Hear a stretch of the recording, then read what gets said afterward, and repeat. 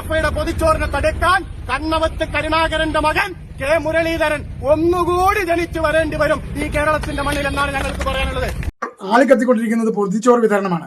ഈ പൊതിച്ചോറ് നിർത്തലാക്കണമെന്ന് പറഞ്ഞുകൊണ്ട് ആരോഗ്യ മന്ത്രിയും രംഗത്ത് വന്നിരിക്കുകയാണ്. അമ്പലപ്പുഴ MLA സുധാകരൻ സർക്കാർ ആശുപത്രികളിൽ DYFI പോലെയും മറ്റ് സംഘടനകൾ പൊതിച്ചോറ് വിതരണം നിർത്തലാക്കണം എന്ന് ശക്തമായി പറഞ്ഞുകൊണ്ട് തന്നെയാണ്, അതുമായി പൊക്കിപ്പിടിച്ചുകൊണ്ടാണ് ഇപ്പോൾ നമ്മുടെ ആരോഗ്യമന്ത്രി രംഗത്ത് വന്നിരിക്കുന്നത്.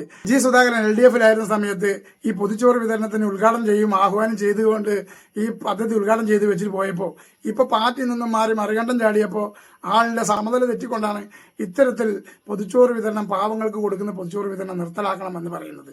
എത്ര വൃത്തികെട്ട ലജ്ജാപരമായുള്ള കാര്യങ്ങളാണ്. 10 വർഷം മൂങ്ങിയെ പോലെ ഒരു ഭാഗത്ത് ഒളിഞ്ഞിരുന്നത് ഇപ്പൊ രംഗത്ത് വന്നു.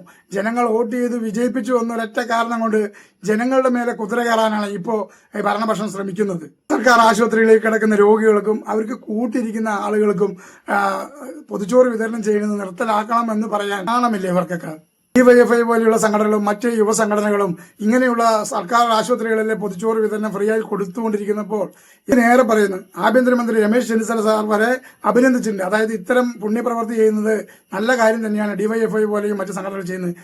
എന്തുകൊണ്ട് UDF പോലെയുള്ള സംഘടനകൾക്ക് ഇത് കൊടുക്കാൻ കഴിയുന്നില്ല എന്ന് അദ്ദേഹം ചോദിക്കുകയും ചെയ്തിട്ടുണ്ട്. ഈ കൊടുക്കുന്ന പദ്ധതിയെ മഹത്തായ പദ്ധതിയായി അദ്ദേഹം പ്രശംസിക്കുകയും ചെയ്തിട്ടുണ്ട്. അത്തരത്തിലുള്ള കോൺഗ്രസുകാര് അഭിനന്ദിക്കുകയും ചെയ്തിട്ടുള്ള കോൺഗ്രസുകാരുള്ള നല്ലവരായ നല്ല കോൺഗ്രസുകാരുള്ള ഈ നാട്ടില് ഇത്തരത്തിൽ പുഴുക്കൾ പോലെയുള്ള ഓരോ ഭരണം കയ്യിൽ കിട്ടിയതുകൊണ്ട് ഞാൻ ഈ നാടിന്റെ രാജാവാണ് എന്ന് ദാക്ഷ്യത്തോടു കൂടി ജനങ്ങളെ അടിമകളാക്കി ഭരിക്കാൻ വരുന്ന ഇത് അത്ര നല്ല പ്രവൃത്തികളല്ല. ഭരിക്കുന്ന നിങ്ങൾ രാജാക്കന്മാരും ഞങ്ങളെല്ലാം പ്രജകളും അടിമകളും. അത് ഞങ്ങൾ വോട്ട് ചെയ്ത് വിജയിപ്പിച്ചുകൊണ്ട് മാത്രമാണ് നിങ്ങൾ അവിടെ കയറിയിരിക്കുന്നത് എന്നുള്ളൊരു ചിന്താഗതി ഉണ്ടെങ്കിൽ പാവങ്ങൾക്ക് കൊടുക്കുന്ന ഈ പൊതിച്ചോറിൽ ഇത്ര മണ്ണുവാരിയിടുന്ന പ്രതികരണങ്ങൾ ചെയ്യുമോ ഒരു ജനപ്രതിനിധികളോ അല്ലെങ്കിൽ ഒരു മന്ത്രിയോ? ഒരു യൂത്ത് കോൺഗ്രസ്സുകാരനെങ്കിലും ഇന്ന് വരെ വിശക്കുന്ന വയറിന് ഒരു നേരത്തെ അന്നം കൊടുത്തിട്ടുണ്ടോ? ഇതുപോലെയുള്ള മെഡിക്കൽ കോളേജുകളിൽ രോഗികൾക്ക് കിടക്കുന്ന രോഗികൾക്കും കൂട്ടിരിക്കുന്നവർക്കും കൊടുക്കാൻ നിങ്ങളോട് കഴിഞ്ഞില്ല. അപ്പൊ കൊടുക്കാൻ കഴിയാത്ത എന്തിന് നിങ്ങൾ അതിനെതിരെ പ്രതികരിക്കുന്നു?